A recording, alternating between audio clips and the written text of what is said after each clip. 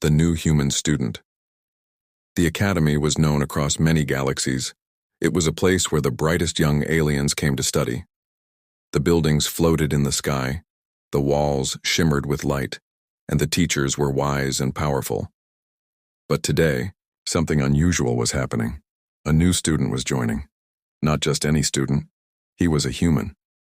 And he came from Earth, a death world. Most alien students had only heard of humans in stories. Earth was known as a wild planet, full of danger.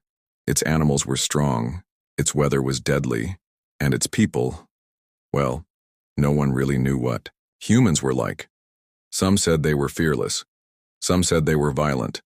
Others believed humans couldn't survive in a peaceful galaxy. But the Academy had accepted one. His name was James. When James walked into the class, all eyes turned to him.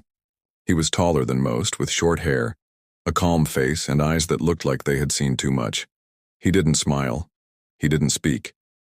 He simply nodded at the teacher and took a seat. Whispers filled the room. "That's the human? He looks normal. Don't look him in the eye. I heard they can smell fear." James ignored them all. He had heard worse. Back on Earth, survival was part of life. But here, everything was clean and quiet. No sharp winds, no sudden storms, no predators waiting in the trees. It was peaceful, but strange. Their first class was called Predator Behavior. The teacher, a tall, thin alien with blue skin and 6 arms, spoke in a sharp tone. "Today we will study a real predator. Do not panic. Stay in your seats." A large cage rolled into the room. It shook slightly. Something inside growled. The air changed. Even the brave ones stopped talking. The cage held a creature with 3 eyes, sharp claws, and teeth like knives. It snarled and slammed itself against the bars. One alien girl covered her ears. Another hid under her desk. Some students got up to leave. But James stood. "Where are you going?" the teacher asked. James didn't answer. He walked straight to the cage. The creature saw him and roared. But James didn't flinch. He knelt down and looked into its eyes. For a moment, nothing moved. Then, the creature sat down. Silent. Calm. The class froze. The teacher stepped forward. What did you do?" James stood up. "Nothing special. It's just like a big cat. We have worse ones back home." The class gasped. One student dropped their datapad. "Worse ones? What kind of planet do you come from?" someone whispered. James looked around. "Earth. We call it the Death World.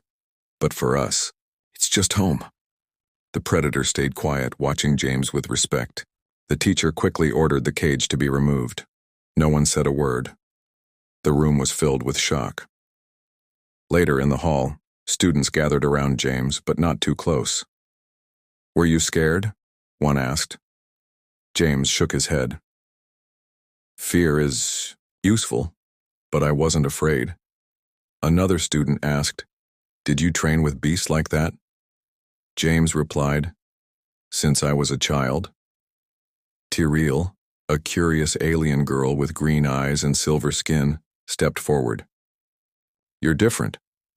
James looked at her. "So are you. We all are. But we learn more when we stop being afraid." For the rest of the day, the Academy buzzed with talk. Who was this human? How did he tame a predator without force? And what kind of world creates people like him? One thing was clear. James was not just a student. He was something else. And this was only the beginning. The predator cage opens. The next day, no one sat near James. In every class, alien students kept their distance. Some stared in fear, others in awe. Rumors had spread across the entire Academy overnight. One story said James could command beasts with his voice. Another claimed he once wrestled a fire-breathing creature bare-handed. No one knew what was true anymore, but no one wanted to challenge him to find out. James didn't care. He was used to being alone. But the academy wasn't done testing him. That afternoon, the advanced predator behavior class gathered in the open learning hall. A wide platform stood at the center, surrounded by energy barriers. This time there was no cage. The teacher spoke in a serious voice. Today, we demonstrate how predators react when suddenly freed into an unfamiliar environment. Remain behind the barrier. Observe and learn. The platform opened. From the shadows, the same beast from yesterday stepped out, this time unchained. No bars, no muzzle. The students froze in fear. The creature sniffed the air. Then it growled. The teacher continued. We have increased its hunger to simulate hunting conditions. This is necessary to study threat behavior. Suddenly, the beast leaped toward the barrier. Screams filled the hall. Several students ducked. One fainted. The monster hit the invisible wall, then clawed at it in rage. And that's when it saw James again. Its eyes locked onto him. Something changed. The creature lowered its body and made a soft noise. James didn't hesitate. Without waiting for instructions, he walked toward the barrier's opening. The teacher shouted, "Stop! What are you doing?"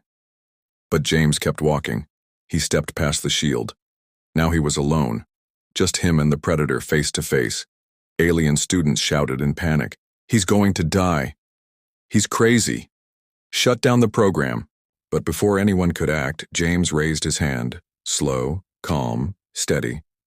The predator growled again, then stopped. It sniffed. And then it sat down. Again. Silence. Even the teacher was speechless. James walked around the creature, circled it once, then knelt beside it. He reached out his hand and gently touched its thick fur. The creature didn't bite, didn't growl. It let him. Then James stood, turned to the crowd and said, "You wanted to study predator behavior. Lesson 1. Real danger respects confidence, not panic." The students stood frozen.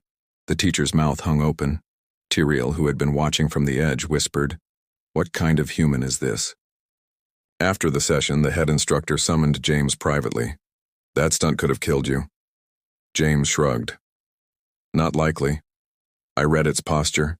It wasn't hunting." "But how could you be sure?" James looked him in the eye. "Because where I come from, if you guess wrong, you don't get a second chance." That night, Tyrael published a report on the incident. Her article spread fast. Human handles live predator, without weapons or fear. By the next morning, everyone at the academy had read it, and by the next week, everyone in the galaxy would know one name: James, the human from Earth, the Deathworlder who stared into the eyes of danger and didn't blink. Alien curiosity turns to fear. The academy halls were no longer quiet. Everywhere James walked, eyes followed him. Whispers trailed behind like shadows. He didn't have to speak. His presence said enough. The story of the Deathworlder, who tamed a predator without weapons, had become the biggest topic on campus. Alien students who once ignored him now stared in silent awe. But not all looks were friendly. Some were filled with curiosity. Others, with fear. In the dining hall, a group of students watched from afar, their voices low but sharp. He didn't even flinch. "I heard he sleeps outside, on rocks. They say his planet kills the weak." Even the teachers looked at James differently, now. Some smiled politely. Others avoided his gaze.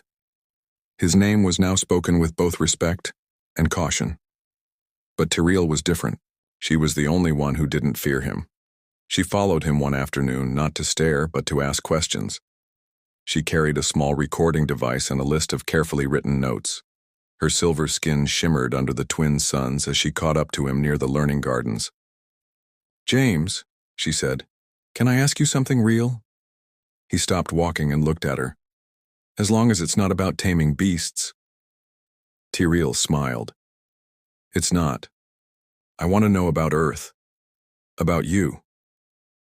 James didn't smile back, but he didn't walk away either. He sat on the edge of a stone bench.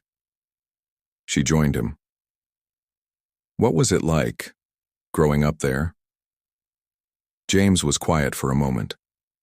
Then, in a slow voice, he began. On Earth, we're taught how to survive from the start, not just animals, but nature itself. Cold mountains, deep oceans, poisonous plants, fires, earthquakes, sometimes even other humans. Tyriel's eyes widened. Children, they survive all that? James nodded. We climb trees before we walk straight. We fall, we bleed, we learn.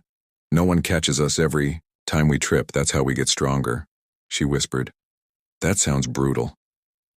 James looked up at the alien sky. Maybe, but Earth doesn't care about comfort. It cares if you're ready. So we prepare, every day. She wrote down, his words, her hands shaking slightly. And emotions. Do you feel fear? James turned to her. All the time. But we don't let fear own us. We use it. That answer stayed in Tyriel's mind for days.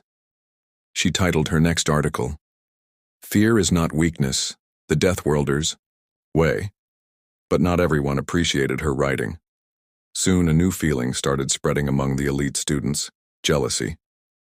Some believed James was a danger. Others thought he was stealing attention. And one student in particular couldn't accept it. His name was Vorak, son of the noble Claw House. He had always been seen as the Academy's strongest warrior, until now. Vorak slammed his datapad down after reading Tyriel's article. He's just a beast dressed like a student, Vorak growled. He doesn't belong here. His friends agreed. Letting a Deathworlder in was a mistake. He's making us look weak. Vorak's eyes burned with pride. Then it's time we remind everyone who leads this academy. Not some wild earth creature, but us. And so, in the shadows of rising fear, the seeds of challenge were quietly planted. James didn't know it yet. But soon, someone would come for him. Not with questions, but with a fight. The challenge from the noble Claw. The air inside the academy shifted. What once was fear had now twisted into something sharper, resentment. James had done nothing to cause it. But still, tension followed him everywhere. Some students lowered their heads when he walked by. Others raised their chins, challenging him with cold glares. Respect had turned bitter in their mouths. And at the center of this rising storm stood Vorak, heir of the noble Claw bloodline. Vorak was born into status. He was taller, stronger, and faster than most species at the academy. For years he had ruled the training grounds.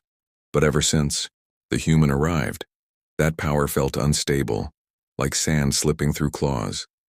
He watched as Tyriel published another article titled, What is Strength? A Human's Quiet Answer. Enough was enough. Vorak stormed into the central forum during lunch hour. Hundreds of students were gathered. He stood on the high platform, his voice loud and angry. I challenge the human. The room fell into silence. James looked up from his plate. He didn't look surprised, just tired. Vorak's voice echoed, a combat test, in the arena. 1 week from now. No weapons, no help, only instincts and skill. Whispers spread like fire. Is he serious? He'll get crushed. No, he wants to humiliate the human. The headmaster, watching from above, gave a single nod. The challenge is accepted. Everyone turned to James. He stood slowly and said just one sentence. I'll be there. That was all. No threats, no speeches, no pride. But that calm voice sent a chill down every spine. The academy had 7 training arenas, but this one was different. It was known as the Wild Zone, a sealed dome filled with thick jungle terrain, natural traps, and roaming animal simulations. It wasn't just about fighting, it was about surviving. Vorak began his preparations with elite trainers and advanced equipment. He studied terrain maps, practiced with weight suits, and even simulated human movements. But James trained alone. He didn't lift heavy machines or spar with dummies. He gathered materials, twigs, vines, rocks, fire gel.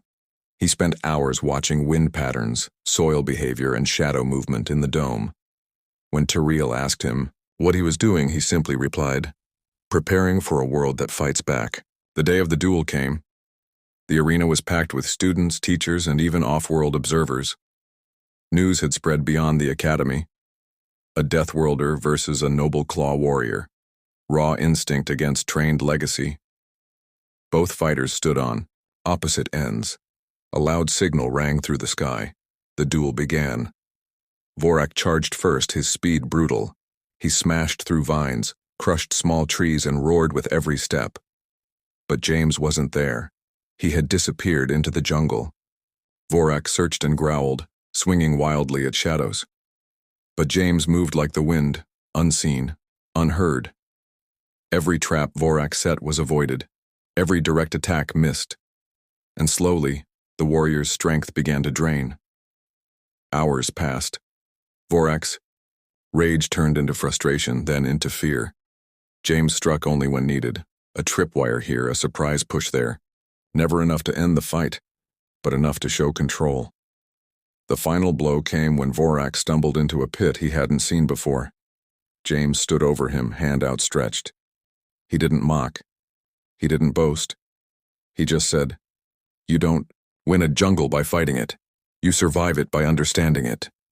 Vorak took his hand, and for the first time he looked at the human not as a rival, but as something even harder to accept. A teacher. The duel begins. The arena was silent, yet alive. Above the jungle dome, watchers held their breath. Below, deep in the artificial wilderness of vines, thorns, and hidden sensors, two figures moved, through shadows, one with fury, the other with calm calculation. This wasn't just a duel. This was a question the entire galaxy wanted answered. Can a human, born of chaos, triumph in a battle of skill, not just survival? James had no armor, no blade, no tools beyond what nature provided. Vorak, though, bound by the same rules, carried centuries of training and inherited technique from one of the most powerful warrior bloodlines in the quadrant. His muscles moved like memory, sharp, fast, deadly. The first clash was brief. Vorak charged, leaves flying behind him. His claws slashed forward like lightning, but the blow hit only air. James wasn't there. He had dropped low, letting his body roll with the terrain, disappearing into thick mist and wet foliage. His body moved like it belonged to the jungle, itself. The crowd gasped. Then came the traps. Not loud explosions or flashy tricks, but quiet, clever designs. Thin vines tied between trees. Mud patches that sank deeper than they looked. Sudden flares of smoke made from crushed root powder. Every corner of the arena bent to James's will. Vorak grew impatient. "This isn't combat," he shouted, into the trees. "You run like prey." From somewhere in the thick canopy above, James's voice came back, quiet, steady. "No. I move like a predator who knows the forest better than his target." The words stung deeper than claws. Vorak struck harder. Chopped branches ripped through underbrush. His power was immense, but it had nowhere to land. James never fought with brute force. He fought with terrain, timing, and unpredictability. Then the tide changed. Vorak triggered one of James's traps, a swinging log packed with soft but stinging thorns. It didn't wound him, but it blinded him for a few seconds. That's all James needed. From the shadows, he descended, feet landing silently behind the warrior. His hand pressed lightly to the center of Vorak's back. A clear sign he could have ended it, but he didn't. James stepped back. Vorak turned, confused, breathing heavy, bleeding lightly from scratches he didn't notice until now. "You had me," he growled. "Why not finish it?" James answered. "Because I didn't come here to defeat you. I came to teach you what your lessons forgot." The jungle lights dimmed. A soft alarm echoed. The duel was over. James had not just survived. He had dominated without domination. The observers began to cheer, not loudly, but with the quiet respect earned only by true warriors. Even the headmaster stood to bow his head slightly. Vorak stared at James. There was no anger left, only the understanding that something greater had just happened.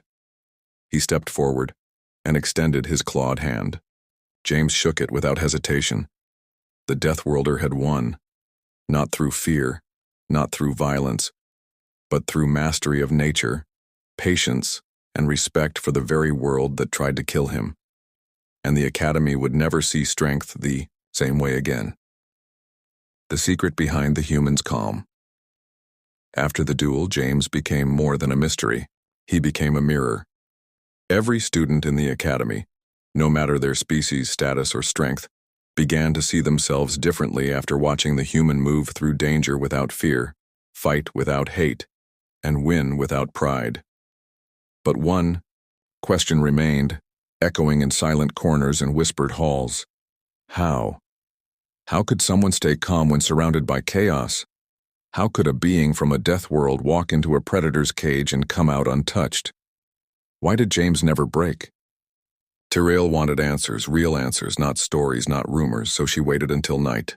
She found James alone in the open sky courtyard, sitting on the edge of a stone ledge, looking up at unfamiliar stars. A small fire crackled beside him. He didn't turn when she arrived. He simply said, "Still chasing your next article?" Tyrell sat beside him. "No, this one's not for the readers, it's for me." James didn't speak, so she asked softly, "What makes you different from the rest of us?" He took a breath. Then slowly, the truth came out. "When I was 8, he said, a flash storm hit the forest near my home. I was trapped with my dog for 3 days. No food, no heat, just cold rain and loud winds. I cried the first night, shouted the second. But on the third day, I just listened." Tyrell tilted her head. "Listen to what?" "To the silence between thunder. To the way fear slows your heartbeat if you let it. That's when I understood something." "What?" "That fear isn't the enemy, it's a message." She blinked. "What kind of message?" "That you're alive, that something matters enough to protect, but only if you stay in control." He looked at her now. "Most people try to silence fear, run from it. On Earth, we don't have that choice. Fear is part of us. We don't fight it, we shape it." Tyrell had never heard anything like this before. "But you never panic," she said, "even when that beast looked ready to kill." James smiled faintly. "I felt it. I just didn't feed." And she took notes, but not with her recorder. She wanted to remember this with her own mind, her own thoughts. He continued, "We train to feel pain, not to avoid it, but to understand it. Same with fear, cold, hunger. We face the worst early, so we can protect others later." That struck her deeply. This wasn't about James being fearless. It was about him being trained to hold fear in one hand and hope in the other. The next day, she published one final article, Deathworld Wisdom, What a Human Taught Me About Fear, Pain, and Peace. The article wasn't just read, it was shared, translated, studied. Other academies requested copies.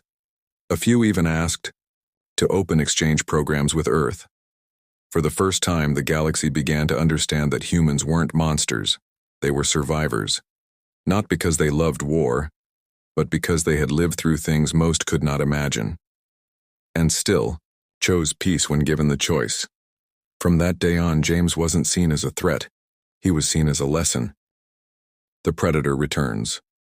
A full cycle passed since the duel, but the memory of James, the calm Deathworlder who silenced a live predator and defeated a warrior heir without blood, still echoed through every corridor of the Academy. His story had traveled across systems. His name had reached distant moons, and still he remained the same. Quiet, observant, patient. But the galaxy wasn't done testing him. On an unusually bright morning, emergency sirens rang through the Academy halls. Not a drill, not a lesson, a breach in the Predator facility. The same beast, the one James had tamed with nothing but his presence, had escaped. This time there was no barrier, no plan. A simple error by a careless technician had left the containment gate open. The creature, confused and hungry, was now roaming free in the central school district.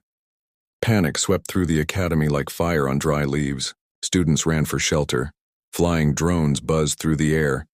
Teachers shouted commands, trying to keep order. One young student tripped in the chaos, paralyzed in fear as the heavy growls echoed closer. Then, without warning, the massive predator turned the corner and faced the small frozen child. Time slowed, but then footsteps echoed. James stepped into view. No armor, no tools, just that same calm face the predator had seen before. The creature growled once, but this time there was confusion in its voice. James raised both hands slowly. No threat, no fear, only stillness. The creature growled again. Students watching from rooftops held their breath. James spoke softly. Not in words the beast could understand, but in tones, in presence, in that strange Deathworlder calm that defied instincts. Then, the impossible happened again. The predator backed down. Its muscles relaxed, its head lowered. It turned, and slowly walked toward James. He stepped aside and pointed toward the forested corridor behind him. The beast obeyed, vanishing into the natural preserve zone away from danger. The sirens stopped. The silence that followed was louder than anything the academy had ever heard. The child was safe. Not one drop of blood had fallen. Later that day, the headmaster called for a special meeting. On the central steps of the academy, in front of every student and teacher, he stood beside James and said, "Today, we witnessed what fear alone could not teach us, what books could never explain.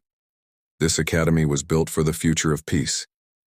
And peace requires more than strength. It requires understanding, control, and courage. All of which today were shown by a human." He turned to James. "From this day forward, the Academy of Allied Minds will welcome human students from Earth as full members of our galactic network." The crowd erupted, not with fear, not with confusion, but with respect. James said nothing.